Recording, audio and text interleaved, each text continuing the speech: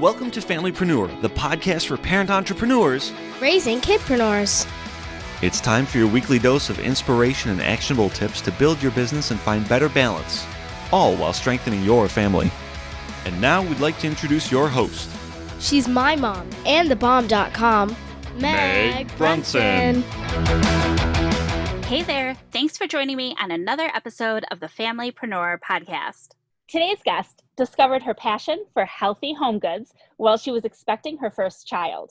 She is a certified interior decorator and non-toxic living coach and speaker whose mission is to help people, especially pregnant women and new parents, reduce their toxic exposure in their homes so they can improve their indoor air quality and provide their children a foundation of a lifetime of health. She is a graduate of the University of Southern California and currently working on her Building Biologist certification. I am excited to introduce you to the founder of EntirelyEco, a beautiful and non-toxic home decor shop, and pioneer in eco-friendly living, Loni Brown. Loni, thank you so much for being here today. Thank you so much for having me. I'm excited. Oh, I'm super excited too. We're going to talk a little bit about your family life in a little bit. You are due to have a baby any minute, so I'm hoping you'll hold out for the next 20 minutes or so. Definitely. It's always fun when you're trying to sneak in these things before babies decide to make their appearance. Right. So at first, when I learned about your business and I learned that you focused on eco-friendly products, I have to admit, I assumed they were cleaning products, like to clean your house. But you offer textiles and decor. And I think that this is so unique because in addition to cleaning products, we see like organic and natural skincare and things like that. But we don't always think of like mattresses and bed sheets and pillows and things like that. So I'd love to know why shouldn't a mom be using the mattresses and pillows and sheets and stuff from like Walmart or Target? What are the benefits of organic products and kind of how did you discover those things? So I think when most people begin their eco journey, it was similar to me, where you do start with your food and your water and things that you actually ingest. And then you move on to skincare products and cosmetics. And maybe when you start to dabble within your home, you go to like your laundry detergent and maybe your household cleaners and cleaning solutions. So that's all very natural. And that's really where I spent the most of my first 20 years in my eco journey, is those areas. I didn't start to think about the rest of the house until I was pregnant with my first daughter, which was several years ago. And that's when I actually started to do a little bit more research when I was wanting to buy a baby crib mattress and furniture and figure out what type of flooring and rugs and things like that we wanted to have in her nursery. And that's when my eyes were opened to this entirely new world of eco-friendly and non-toxic living. And so I was completely shocked to find out the different chemicals and toxins and pollutants that are just in those types of home decor products, and even clothing and really anything that's made out of fabric or upholstery or have finishes like paint and stains and things like that. So I was shocked at the amount of chemicals in those products, even in baby products that are labeled safe and, safe for babies. So once I started to dig in and really start to do the research and understand indoor air quality and how it impacts just humans in general, but specifically newborn and infant babies, mine was blown. And so I went down this rabbit hole and did all this research and was able to create a non-toxic nursery for my little baby. And then lots of people started asking me, like, tell me the secrets. Like, I don't want to do all the research you did. I just want to know what to look out for and just give me the shortcuts. So that's really how I became so fascinated with this area. So it makes it like easier to breathe and stuff, basically. Yes. I mean, essentially anything that you are laying on that's made with petrochemicals or toxins that are found in plastics and formaldehyde and all kinds of things. Those off-gas into the air that you breathe and can lead to all different kinds of issues. And so when you think about a baby mattress that usually is waterproof or something like that, which has like plastic and petrochemicals, I mean, your baby's spending like 16 hours a day on that thing. And so it's, and it's not just off-gassing for like the first week, it'll off-gas for years to come.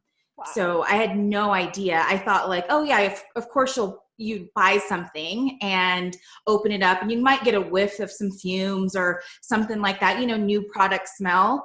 But it kind of goes away after like a few days. And so you think that it's not there anymore, but really it's continuing to release into the air and off gas for years to come. And wow. So the thought that I have a little tiny baby for 16 hours, like laying on those things, like whether it be like the crib, the furniture itself with the paint and stain on it, the mattress, the blankets, the clothing that they're wearing that can oftentimes have pesticides and all kinds of chemicals in the dyes, irritate the skin. I mean, it's just all these things that can come from these things that you just never would think about. Now, what was your business, or what were you doing for work before you had your daughter? So I was working in corporate full time. I had an HR consulting company, and one of my clients actually hired me full time to work with them, and I still operated the business as well on the side, but I was working full time and having a corporate job when I was pregnant with my first daughter. So then when you had this idea, what did it initially, like, did you jump? Because right now I can go to your website, I can buy a mattress, I can buy things. Mm-hmm. Did you start with an online store, or what did it start like? And what was your husband's perception on this whole thing? Like when you told him you were going to start this business, how did that look? So I got the idea literally when I was going through this process with my daughter building her nursery, and I was doing the research, so frustrated with like finding a product and it's being labeled safe, non-toxic, mm-hmm. chemical free, like all the things. And none of those terms are regulated, right? Like in skincare and in food industry, we're seeing a little bit more regulation when it comes to how things are labeled. But in home decor and home products and furniture and things like that, there's really not a lot of regulation. So these manufacturers can use these terms very loosely.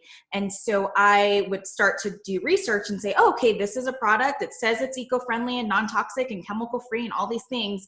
And so I would contact the manufacturers and I would say, okay, does your product specifically have formaldehyde? And they're like, no, we don't have formaldehyde. Of course not. We make baby products. There's no formaldehyde. And I said, oh, okay, great. Send me your materials data safety sheets, because every manufacturer has these. And sometimes you can find them on their website if they're transparent, but a lot of times you have to reach out to them and request it. And so they would send it to me, and I would start to research the different paints and stains and adhesives and glues and other ingredients used in the product. And sure enough, these things had formaldehyde or whatever else, what other chemical I was asking about. And so I would respond to them and say, hey, by the way, your product does actually have this. So you shouldn't really be telling people that it doesn't. And sometimes they would be honest and say like, oh my gosh, we had no idea. Like we need to look into this because we were told, all these things. And others, you could kind of see that they were just being not really truthful. And they would say, oh, but that's such a small quantity that and I'm like, but I specifically said, does it contain this or not? Right. I didn't ask you, was it a small quantity? So in any regard, I started to do all of this. And so people were like, all this research that you're doing, like you can make available to other people because they're probably going through this same experience and wanting to create a healthy home for their families, but maybe not willing to do all of this effort that you're doing and actually contacting companies and doing all of that. And so I started to think about, okay, yeah, there has to be a better way to do this. Like, everyone shouldn't have to go through this extensive amount of research that I'm doing in order to just create a safe environment for their children. So that started to get me the idea of maybe putting something like this together in a business. And then while I went on maternity leave, I started thinking about, like, okay, how could this look? How could I create something that, and what would I truly want? Like, what would have made my experience much better than, when I went through this right before this. And so I told my husband, I said, I really want to make changes at the industry level. Like, I really want to maybe go to Congress or try to, like, figure out how do we change the regulations so that there's more transparency in terms of what pollutants and toxins and chemicals and things are being used in these products. And my husband was kind of like, well, good luck with that. Like, Congress, like, changing regulation, like, a lot of these manufacturing companies, they're not being transparent for a reason, because they care about the dollars. And so anything that's going to threaten that, they have way bigger pockets than you do. Like, it's going to be an uphill battle trying to change the industry, like, directly. And so I was like, okay, that's a good point. So I said, okay, maybe I can just create a store, an online store, where I would personally vet all of the brands and have, like, a one-stop curated shop for people who just want to just know what to buy, just want to know, like, okay, these items have been vetted, they've been thoroughly researched, and I don't have to think about doing any other research. And so I said, maybe I'll do that and support these brands. Some of them are larger, some of them are smaller. And then I also have an educational side of the business where I'm educating people so that they can make these decisions, because I do believe that people vote with their dollars. And so over time, if we make a shift as consumers, and if it's a big enough shift, the big manufacturers can't ignore it. It's similar to what happened in the food industry. Now you can go to Walmart and get organic food and items and products very easily because the consumers demanded that. So I think we might see a similar shift eventually in this industry if enough people start to learn and start to make those decisions.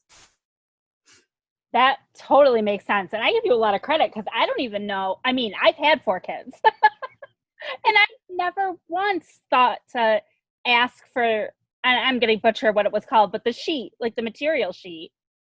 I never would have even thought about that. That's amazing. Now, right now I don't even know what month it is. Isn't that terrible? Like, we're in the middle of COVID when you're like, what month is this? It's August. What quarter is this? I mean, earlier today I was convinced it was Sunday, and we're recording this on a Monday. But anyhow, so it's August right now.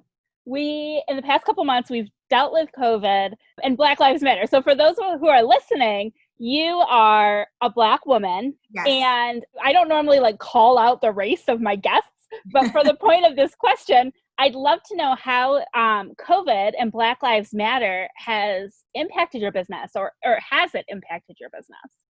Yeah. So my father's Black. I'm actually biracial. So my mom's Chinese and my father's Black.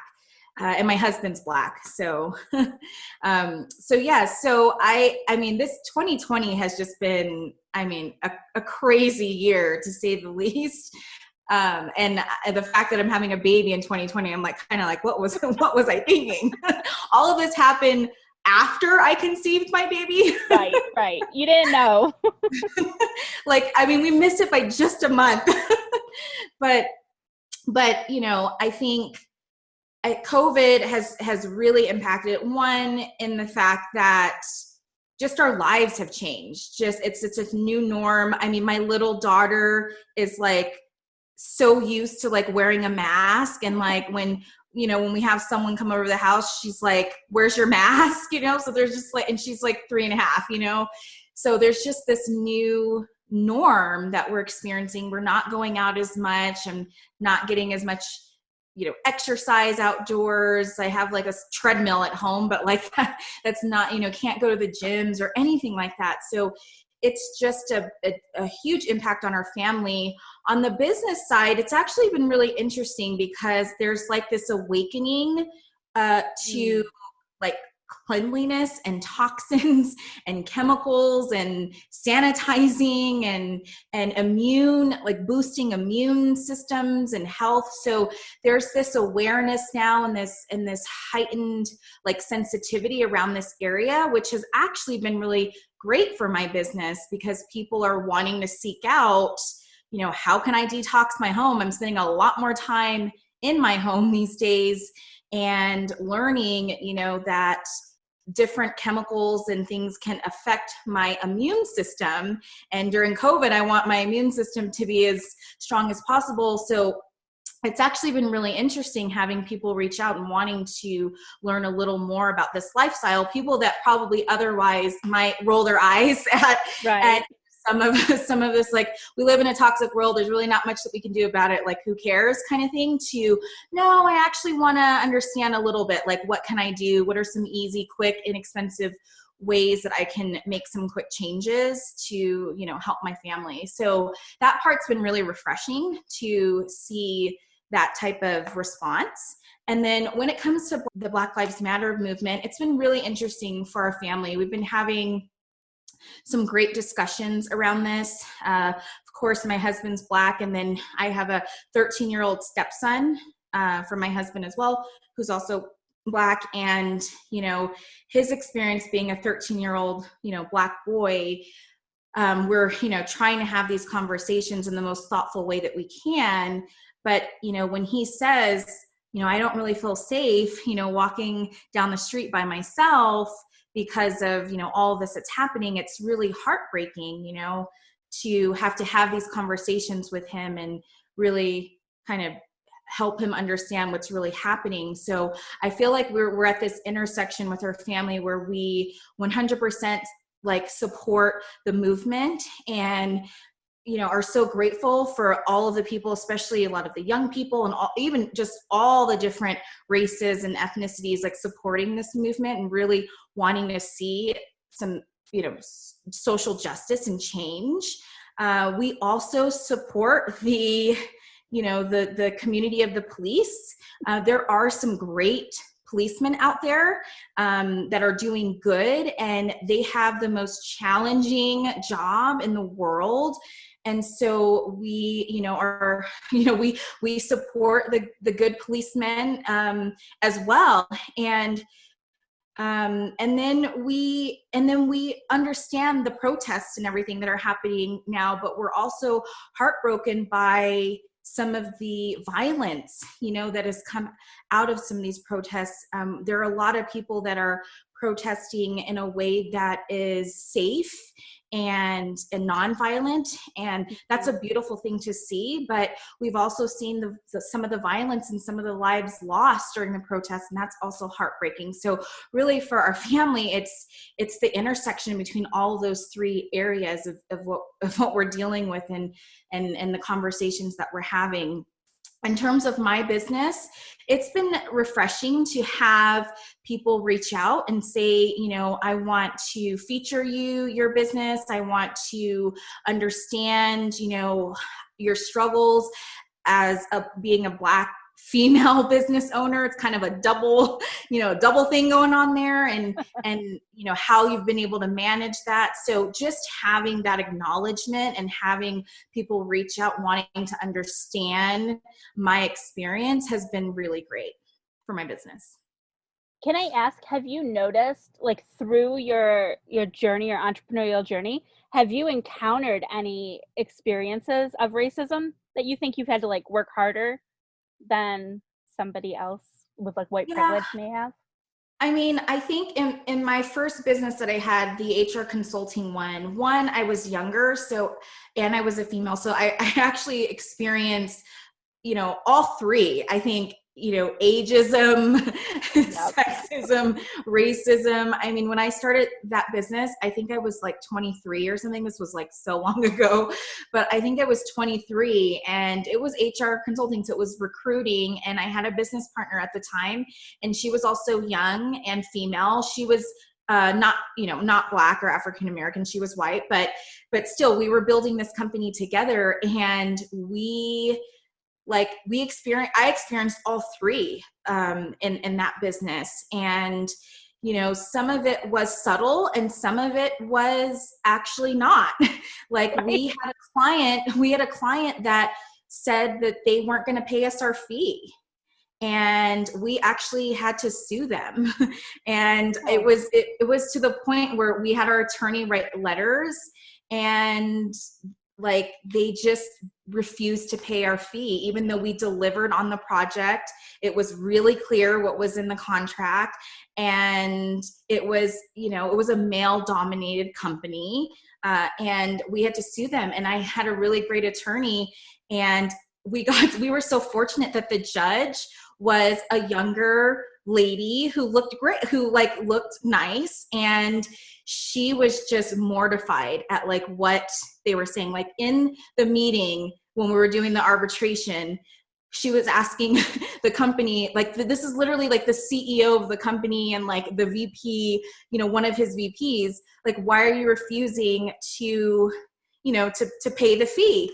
And he's just because they're young, they're beautiful, and they don't really have, anything that they brought that we couldn't have done on our own. So our attorney said, oh yes, they're beautiful and young, so they must be dumb. It's what he said to the judge. And the judge literally, her face, she just could not believe that this was a thing. So anyway, she judged in our favor, and we ended up getting 3 times the fee amount. That's amazing. I mean, there's so many things that are annoying about that story, because he clearly chose you. Yeah, and we did the work. But once he found how we did the work, he was just this was too easy for you. And it's just we delivered. You wanted, you needed a high level person for this role. We networked and found you the right person. You hired this person.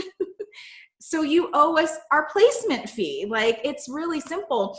But he was talking to the guy that we placed, and they said, oh, they reached out to me on LinkedIn. This was at the very beginning of LinkedIn, before LinkedIn was even a thing. It's 13, 14 years ago, right?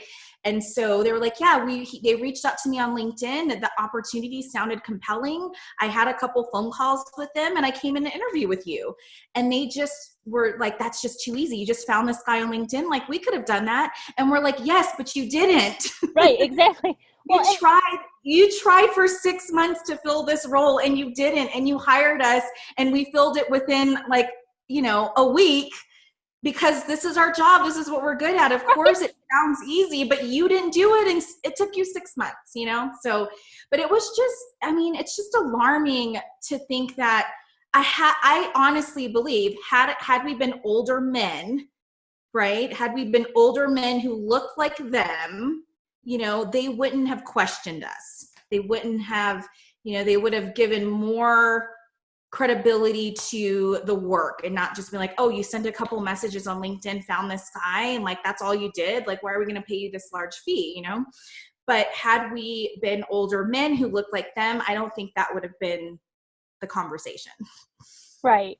It reminds me of, I've seen I don't know, a meme, a quote, and of course I'm not going to get it exactly right, but it's something along the lines of, you're not paying me for the hours that it takes me to do the job. You're paying me for my experience, for the years of right. the years that it's taken me to develop, the skills, and then the results. So why does he care if it took you a week or if it takes you 6 months? You think he'd be happy it only took you a week. Right, exactly. We delivered. You needed this role filled. You needed a good candidate. That was the result that you were paying for. If it took me an hour, if it took me 3 months, it's the same thing. I delivered the result, Right. So it's so unfortunate, but it was, and that was sexism, racism, ageism. It was all of that, all the isms. All the isms. Well, I'm I'm glad to hear that COVID seemed to have a positive, effect on your business. Obviously, I'm not glad COVID's here, but it is making people a lot more aware of what they can do to stay healthy, and especially being a respiratory issue. And I know, I mean, I can only imagine, I am not a Black woman myself. I do have a Black child, and Black Lives Matter movement has just caused a lot of stress, a lot of emotions, that can make it hard to focus, at least in our household. So I'm glad to hear that it's going fairly well for you. And I love that there's light being shown on to Black-owned businesses. Yeah, I mean, it's really refreshing, the conversations that are happening now. These Yes. conversations just simply weren't happening before, not happening in this magnitude. And so that part, I mean, there's a lot of pain and suffering that has come from all of this, but I do feel like the conversations are happening, and this is just, we're not there yet. We have so much more to do, but at least we're making movement in these areas, and the conversations are happening at this point. And if they keep happening, I think it's going to be great, and we're going to make progress, forward motion. Yeah, absolutely. So let's hop back a little bit and talk about your growing family and your growing business. Like I said, I know this baby is due any minute. So what do you have planned for newborn phase? Are you taking a maternity leave? Do you have a team? What are the next few weeks going to look like for you? Yeah, so I do have a team, and they're great. They obviously can't do everything that I also do in the business. So I've been really trying to clear the schedule and make sure that I can take the time away from the business. This maternity leave is going to be a little different than last time, because last time I still had my HR consulting business, but I really wasn't working in it that much day to day. We had, we have clients that we've worked with for many, many years that we just continue to serve, and the team really fulfills on those jobs. But I was working full time for a client, hired me full time. So I had a full time corporate job in addition to that business. And so I took 3 months off. It was really nice. I had maternity leave and all of that. Now I'm doing my business full time. So it's, I own business. I don't have a business partner on this one. This is it. And so I do have a small team. So I am planning to take off at least a month. I'm sure things I'll have to check in here and there and just make sure things are still moving. There's no major issues or anything like that. But I'm planning to just take time to be with family and be with new baby for a month. And then after that, I think I'm going to slowly phase back in. I'm not going to take a month off and then jump right back into full time. I think I'll start to ease my way back in and do some checking in and do some social media and do some more, blog posts and just things like that for the business to just keep it going. But yeah, this will be really different than last time.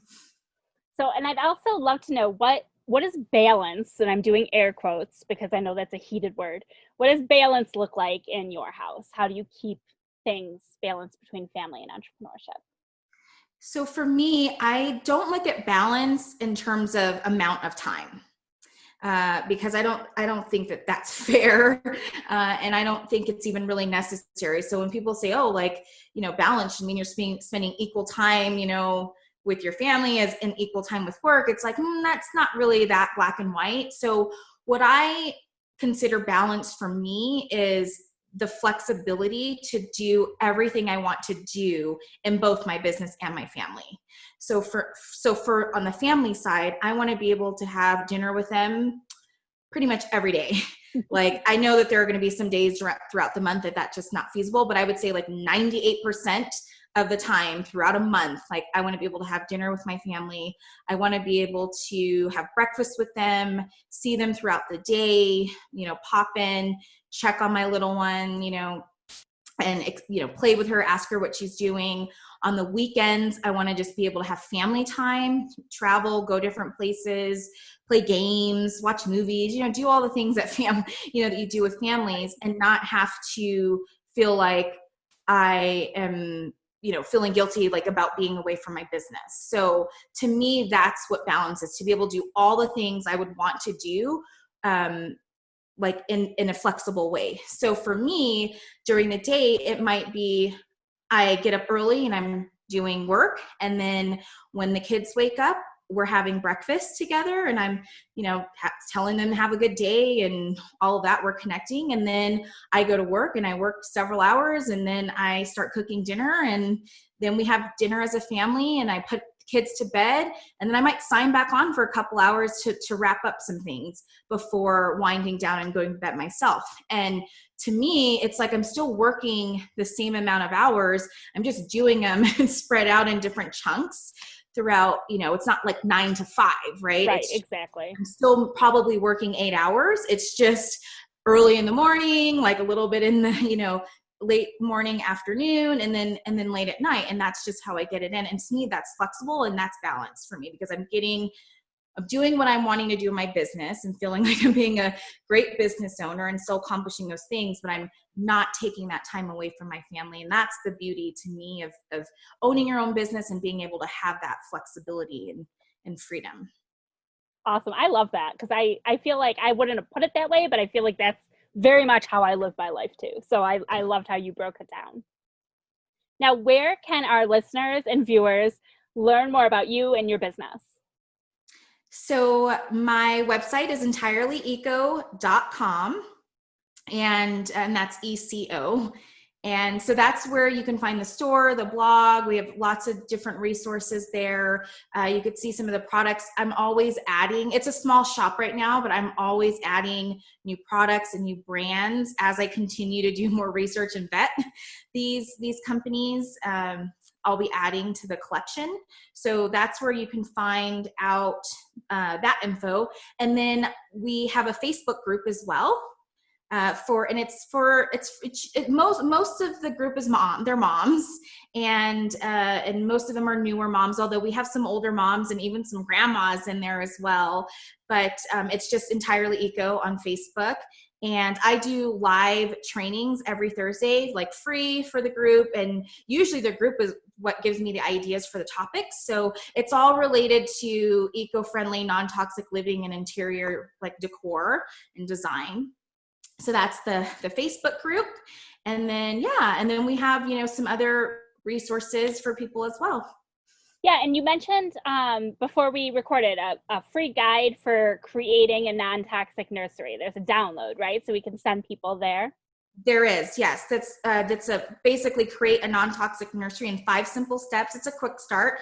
And that guide is also on our website. It's EntirelyEco.com/5 steps. The number 5 steps.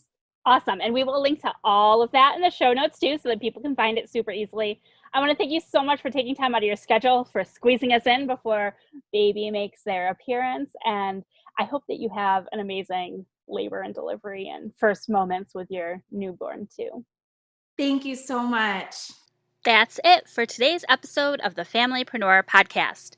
You'll find all the links mentioned in this week's episode and the show notes at megbrunson.com/podcast. Until next week, I'll see you over in the Familypreneur community. Bye for now. Do us a favor. Share this podcast with a friend who is also building a business and raising a family. It's like my mom always says, sharing is caring.